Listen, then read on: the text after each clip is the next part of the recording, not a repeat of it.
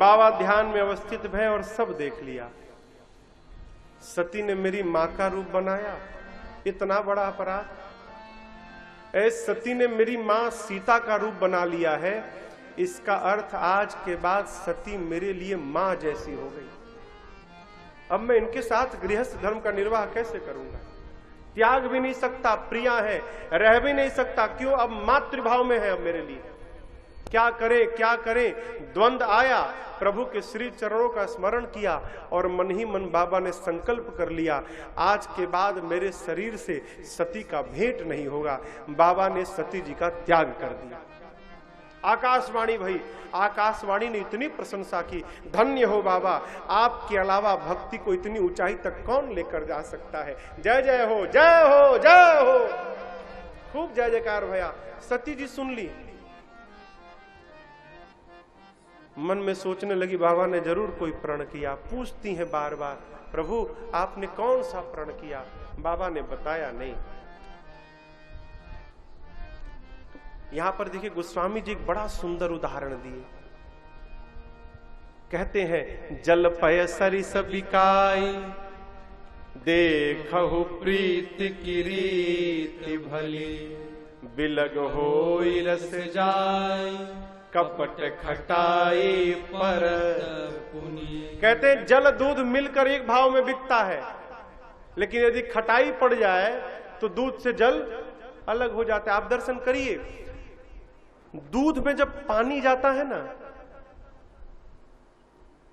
तो दूध में मिलने के बाद पानी पानी नहीं रहता। क्या बन जाता है वो? दूध। क्यों?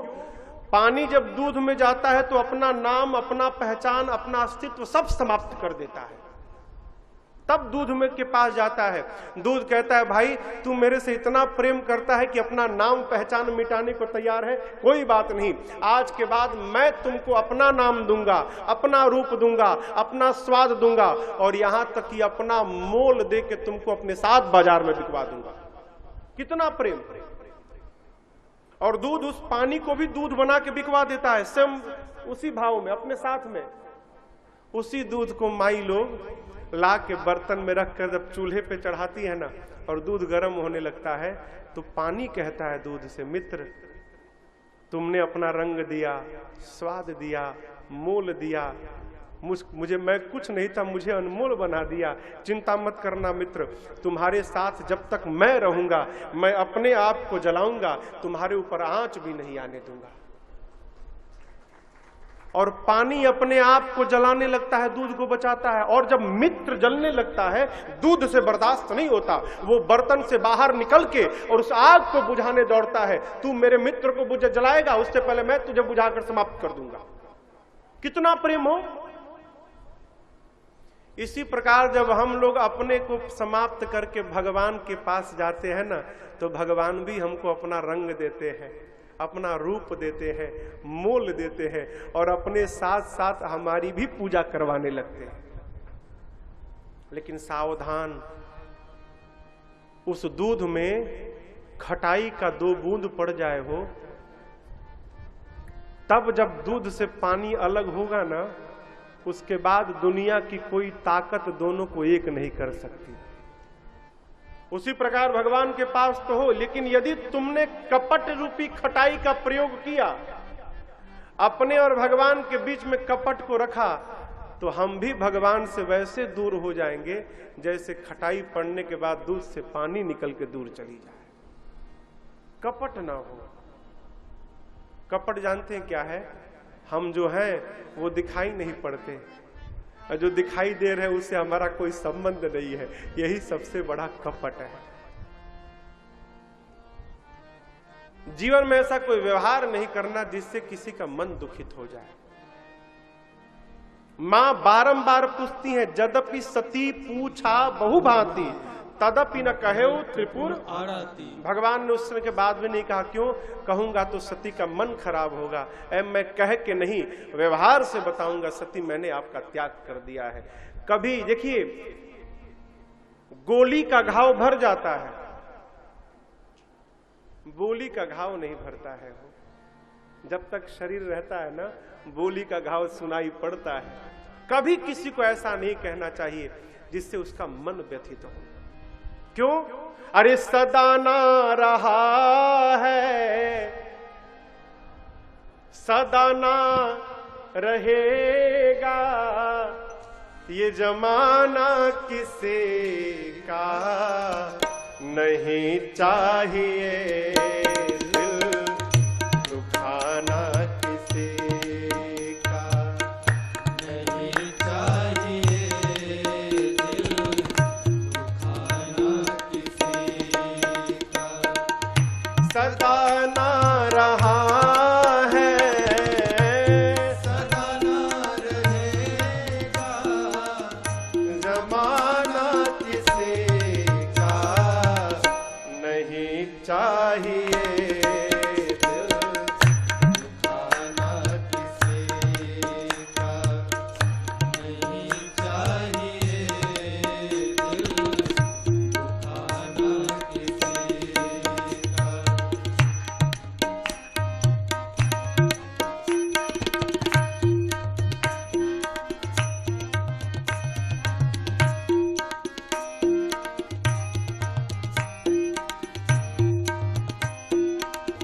साधक कहता है क्या?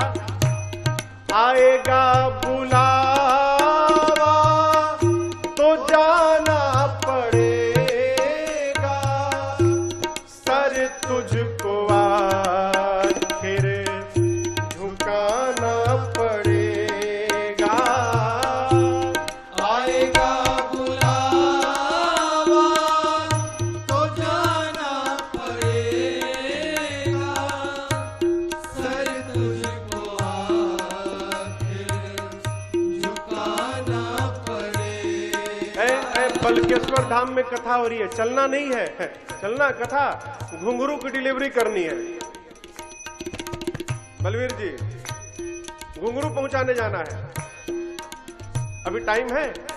आप चलेंगे भाई साहब, मेरी गाड़ी आई है उसको अनलोड कराना है, अभी टाइम नहीं है मेरे पास। अरे यहाँ बहाना बना लो, लेकिन याद रहे वहां पर वहां ना चलेगा, वहां ना चलेगा, बहाना किसे का नहीं चाहिए, दिल दुखाना किसे का नहीं चाहिए, दिल दुखाना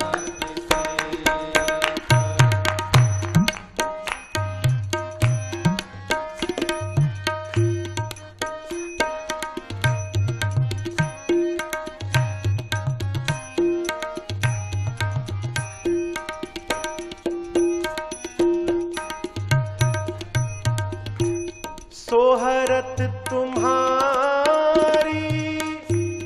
बह जाएगी, दौलत यहीं पर रह जाएगी, शोहरत तुम्हारी बह जाएगी, दौलत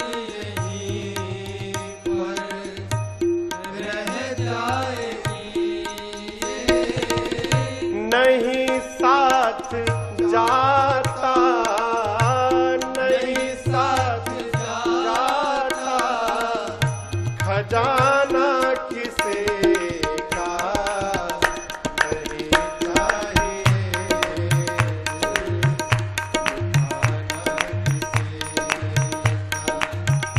नहीं चाहिए,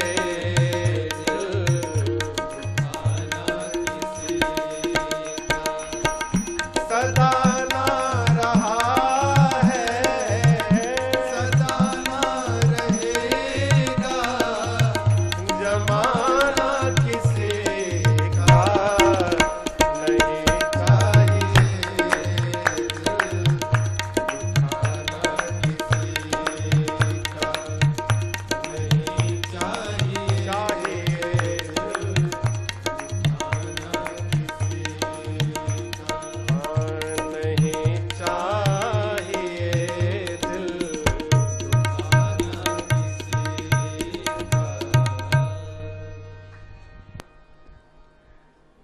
एक व्यक्ति मरने वाला था, तो अपने बेटे से कहा, बेटा मेरी अंतिम इच्छा पूरी करोगे? बोला, जी पिताजी। चाबी पकड़ो, तिजोरी में एक मोजा है, निकाल कर ले आओ। गया, तिजोरी खोला तो उसमें से एक मोजा निकाला। मोजा 10 स्थान पे फटा हुआ था। ले गया पिताजी के पास। पिताजी बोले, बेटा ये मेरा बड़ा प्रिय मोजा है, मैंने वर्षों से इसको बचा के रखा है। मेरी अंतिम इच्छा है जब मैं मर जाऊं और मुझे चिता पे जलाना ना, तो ये मोजा पहना के फिर जलाना। करोगे? जी पिताजी, अवश्य करूंगा। प्राण छूटा, घाट पर लेकर गए सब। जब चिता पे शरीर को रखने की बारी आई, उसने कहा, देखिए पिताजी की अंतिम इच्छा थी, मैंने वचन दिया है, मैं ये मोजा पहना के फिर चढ़ाऊंगा वहां। ब्राह्मणों ने कहा, दिमाग ठीक है? चिता पे रखने के समय शरीर पर कोई कपड़ा नहीं रहता है। बोलते हम नहीं जानते, पिताजी की इच्छा मैं पूरा करूंगा ही करूंगा, बिना पहना मैं रखने नहीं दूंगा। भैया बवाल।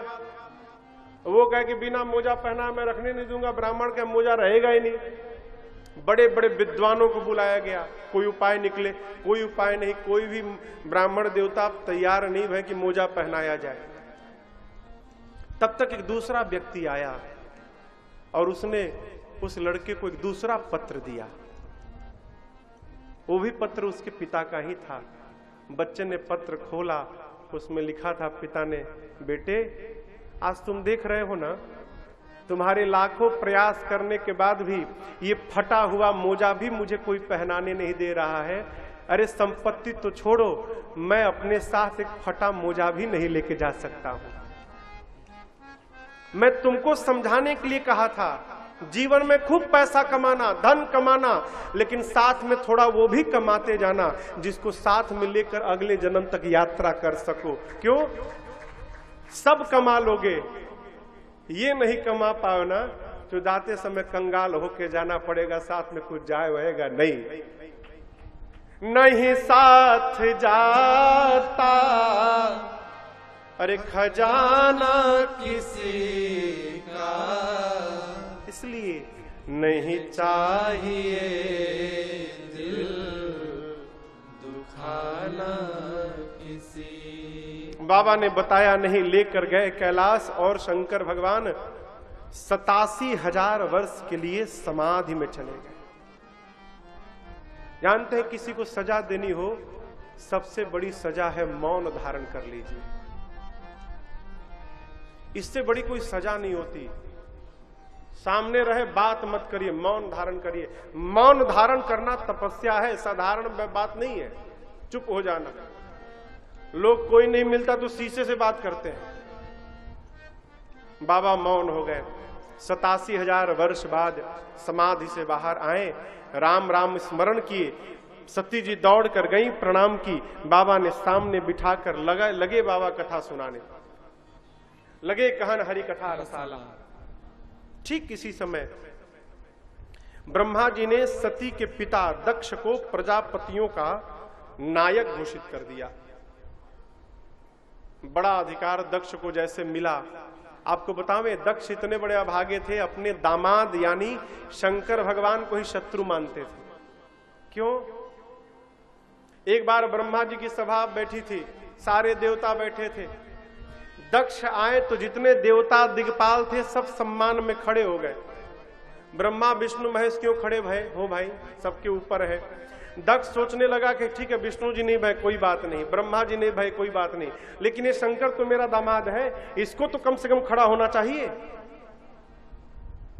बाबा को पता नहीं कि ससुर जी आए हैं, वो तो झोली में हाथ डाले, आंख बंद करके राम राम राम राम में लगे हुए हैं।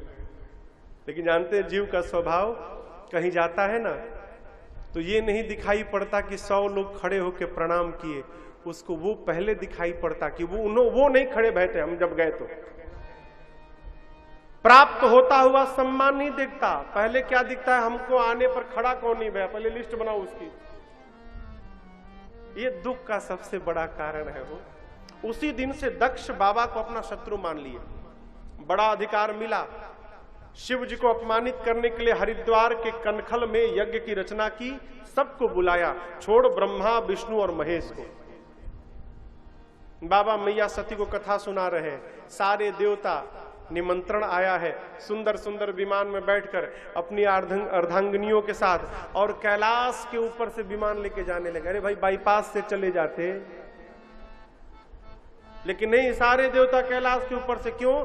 बाबा को ये बताने के लिए ससुर जी ने आपको नहीं बुलाया, हम लोग को बुलाया है। सती जी ने पूछा, प्रभु ये सारे देवता? शंकर भगवान ने कहा, आपके पिताजी यज्ञ कर रहे हैं, उसी में भाग लेने जा रहे हैं सब। मां ने कहा, प्रभु मैं भी हुआ हूं। बाबा ने कहा, बुलाया नहीं गया।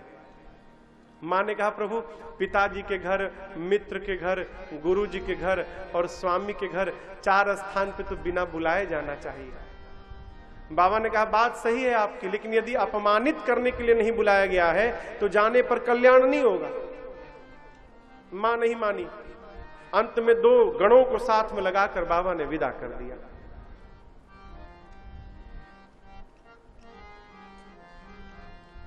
अस्सी साल की बूढ़ी माई भी जब अपने मैके जाती है ना हो, चेहरे की खुशी आप देखिएगा कभी। अरे है, क्या बात है, गलत तो नहीं कह रहे हैं ना? है? सती मैया जब चली मैके ना, ऐसा होगा वैसा होगा, ये मिलेंगे वो मिलेंगी, इनसे मिलूंगी उनसे मिलूंगी। लेकिन आपको बतावें, सती मैया जब गई ना हो, मेरी मां से कोई बात तक नहीं किया। पिता भवन जब गई भवानी, दक्ष त्रास काहू न सनमानी। किसी ने मिला तक नहीं, कोई किसी ने देखा तक नहीं मेरी मां को, कोई बात नहीं। सती मैया अपनी मां के पास गई, और आपको बतावें, सती मैया की मां ने जब अपनी बेटी को देखा न हो, दौड़ गई और जाकर आदर पूर्वक मां अपनी बेटी से मिली। संसार आपका त्याग कर सकता है, लेकिन याद रखिएगा, मां अपने बच्चे की कभी त्याग नहीं कर सकती। कोई न मिले, मां अवश्य मिलती है।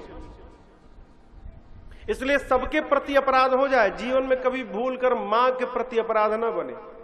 क्यों? भगवान के प्रति अपराध होगा, कोई बात नहीं, मां के प्रति अपराध हो गया ना हो, फिर कुछ बचता नहीं है जीवन में। और जिसके साथ मां का आशीर्वाद मिल गया, उसको कोई ऊंचाई से पहुंचने से रोक भी नहीं सकता। हमारे कलकत्ता के एक बहुत बड़े शायर हैं मुनव्वर राना, वो कहते हैं, मैंने बुलंदी के हर निशान को छुआ, मैंने बुलंदी के हर निशान को छुआ, लेकिन सच कहता हूं, जब मेरी मां ने मुझे गोद में उठाया, तब जाकर आसमान को छुआ। बिना मां के आशीर्वाद के कुछ होने वाला नहीं है। सादर भले ही मिली एक माता, कोई न मिला, मां मिल गई, सारा कष्ट समाप्त। मां ने कहा अपनी मां से, मां मैं यज्ञ मंडप की परिक्रमा लगाना चाहती हूं। गई, जाकर सती जी ने परिक्रमा लगाया, देखा सभी देवताओं का स्थान, मेरे पति के लिए कोई स्थान नहीं। इतना अपमान। अब तो जो बातें बाबा ने कही थी, सारी बातें कानों में गूंजने लगी। मां का क्रोध बढ़ गया, इतना क्रोध बढ़ा, मेरी मां सती का दपट पड़ी मुनियों के ऊपर। बोले, मुनि ऋषिगण कान खोलकर सुनिए, सुनो सभासद सकल मुनिंदा, सुनो सभासद सकल आपसे कही सुनी जिन शंकर निंदा, कही सुनी जिन शंकर निंदा। हो फल तुरत लहब सबका हो, फल तुरत लहब सबका हो। भली बात पछताव पिता हो, भली बात पछताव पिता हो। संत शंभु श्रीपति अपवादा, संत शंभु श्रीपति अपवादा। सुनिए जहां तहां असी मर्यादा, सुनिए जहां तहां असी मर्यादा। काटिए तासु जीव जो बसाई, काटिए तासु जीव जो बसाई। श्रवण मोदिनत चलिए पराई, श्रवण मोदिनत चलिए पराई। जगदात्मा महेश पुरारी, जगदात्मा महेश पुरारी। जगत जनक सबके हितकारी, जगत जनक सबके हितकारी। पिता मंदमति निंदत देहि, पिता मंदमति निंदत। मैं दक्ष शुक्र संभव यह देहि, दक्ष शुक्र संभव यह देहि। तजि हूँ तुरत देहते ही हेतु, तजि हूँ तुरत देहते ही हेतु। हो चंद्रमौलि वृषकेतु, उर्धर चंद्रमौलि वृषकेतु, अस कही जो गय अग्नि तनु जारा, अस कहि जो गय अग्नि तनु जारा, भयउ सकल मख हाहाकारा, भयउ सकल मख हाहाकारा, भयउ सकल मख हाहाकारा। है मां दपट पड़ी। हे देवगण ऋषि मुनि ध्यान से सुनिए, आप में से बैठकर जिसने मेरी पति की निंदा की है अथवा जिसने बैठकर कानों से सुना है, सबको दंड मिलेगा। नियम है, मर्यादा है, जिस सभा में संत की, शंभु की और नारायण की निंदा हो, यदि शक्ति है तो निंदा करने वाले की जिह्वा काट दो, शक्ति नहीं है तो कान बंद करके चले जाओ। मेरे पति केवल पति नहीं, जगत के पिता हैं और आज इस मेरे नीच पिता ने मेरे पति की निंदा की। आज के बाद मैं इसकी बेटी नहीं कहलाऊंगी, दक्ष की बेटी के रूप में जीवित नहीं रहना। मां ने दाहिने पांव के अंगूठे से योग अग्नि को प्रज्वलित कराकर और अपने आप को जलाकर भस्म कर दिया। मां जलकर भस्म हो गई हो। बाबा के 2 रुद्रगण साथ में थे, लगे विध्वंस करने। नारद जी जाकर शंकर भगवान को बताएं। बाबा ने जटा निकालकर पटका वहां पर, वीरभद्र प्रकट हो गए, कुपित करके भेजा उनको। वीरभद्र आए, गणों ने वीरभद्र से कहा, एक पूषा नाम के देवता थे, पूषा। शिव जी की निंदा हो रही थी तो बहुत जोर जोर से हंस रहे थे। गणों ने कहा ये बहुत हंस रहे थे। वीरभद्र ने ऐसा मुक्का मारा, 32 दांत गिर गए। यज्ञाचार्य थे भृगु जी महाराज, उनकी दाढ़ी नोच ली जाकर। दक्ष के सर को पकड़ा वीरभद्र ने और घुमाकर धड़ से सिर को उखाड़कर और अग्निकुंड में जलाकर भस्म कर दिया। बाद में भगवान शंकर को बुलाया गया यज्ञ की रक्षा भई। सावधान, किसी को नीचा दिखाने के लिए आप सत्कर्म करने जाएंगे, गांठ बांध के रखिए, आपका सत्कर्म पूरा होने वाला नहीं है।